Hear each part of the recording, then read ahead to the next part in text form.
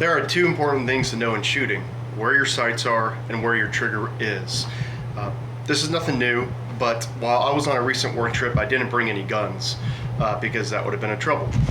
What I did bring, though, was The Inner Game of Shooting by Timothy Gallwey. Sorry, The Inner Game of Tennis. I think of this as a shooting book, but it's obviously about tennis. Um, you really should read this book regardless of where you are in your shooting journey.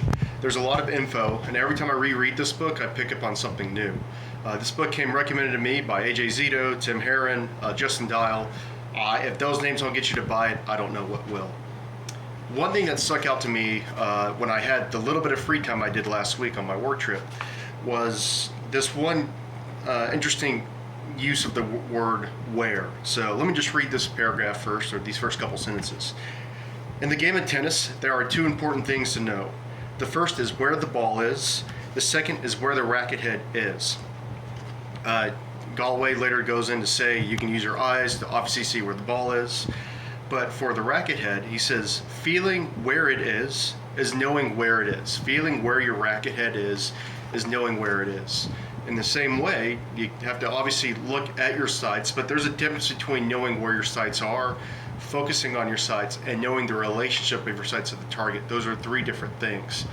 Knowing where your sights are, and it's also important to know where your trigger is, like by feeling it.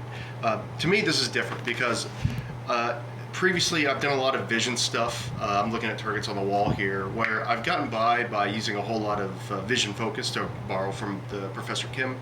But I've been starting to add more of a tactile trigger press moment, as trying to really focus on the feel of it.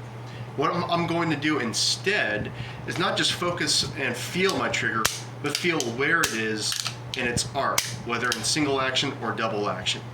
And I think that's one reason that I really like double action. I can feel exactly where it is in the arc, whereas for really nice single actions, it's a little bit tough for me to know where it is. But with this one, I know where exactly it is. It also helps that I have a whole lot of familiarity with this awesome pistol. So this is not a gotcha video. You need to focus on grip, and Gallwey also goes into importance on how important grip is in here. But if you really know where your sights are and where your trigger is, I'm going to add the caveat of in its arc of travel, whether in single action, double action, or striker, or whatever. I think those are the two most important things to focus on for actual shooting wise. Thank you for your time. Let me know what your thoughts are in the comments.